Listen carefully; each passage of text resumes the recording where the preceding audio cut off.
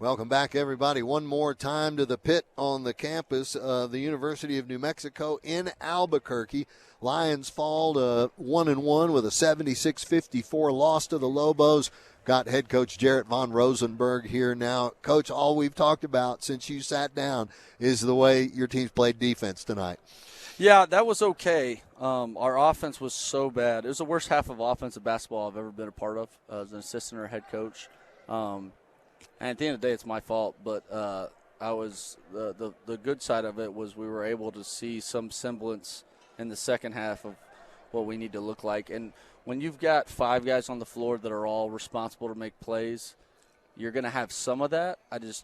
You can't have anything close to the extent of what we had in the first half.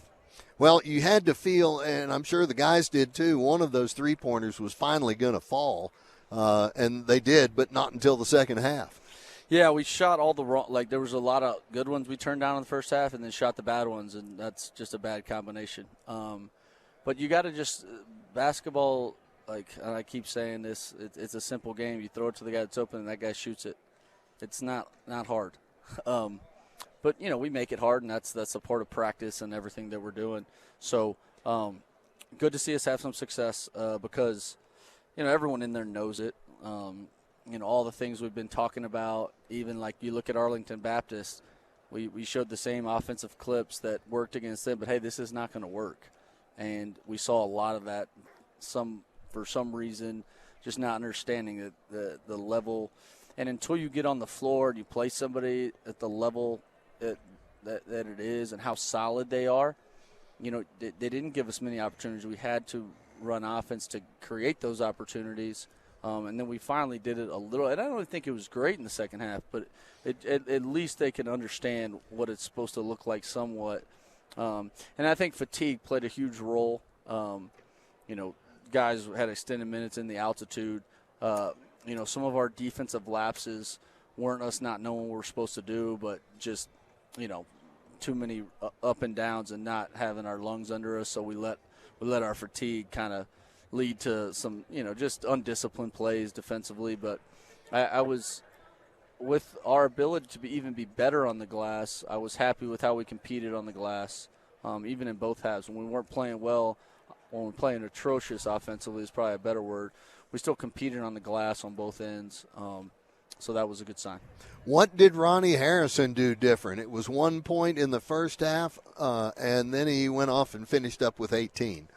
Yeah, just got shots out of offense. And it takes, again, that's why offense like this can be difficult. They, like I said, they have a similar style. They had multiple guys with assists. They had 7 guys with assists. That means multiple guys are making plays, and you have sometimes it's going to be Ronnie's night where he's open. Sometimes it's going to be other guys. He's got to be willing to pass, and people got to be willing to pass to him.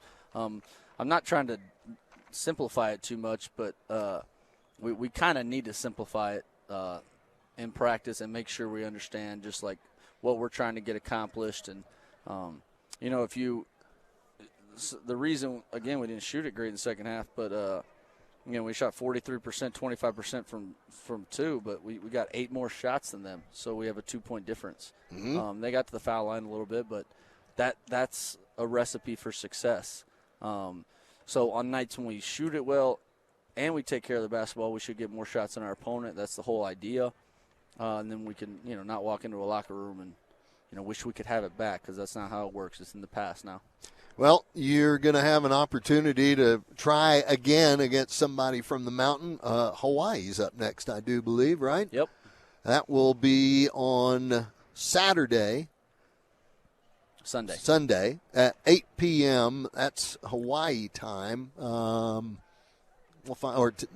We'll figure that out. We'll let everybody know when. They won't miss it. It's really late at night at home. It is. Yeah.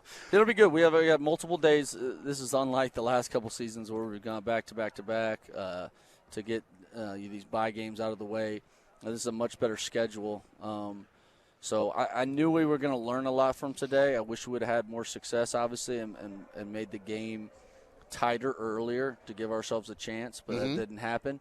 But now we got multiple days to look at it, get some practice in, and hopefully just play a much more clean, efficient offensive game, and then continue to work on the things defensively because we're not perfect by any stretch of the imagination, but continue to work on those things as well. Okay.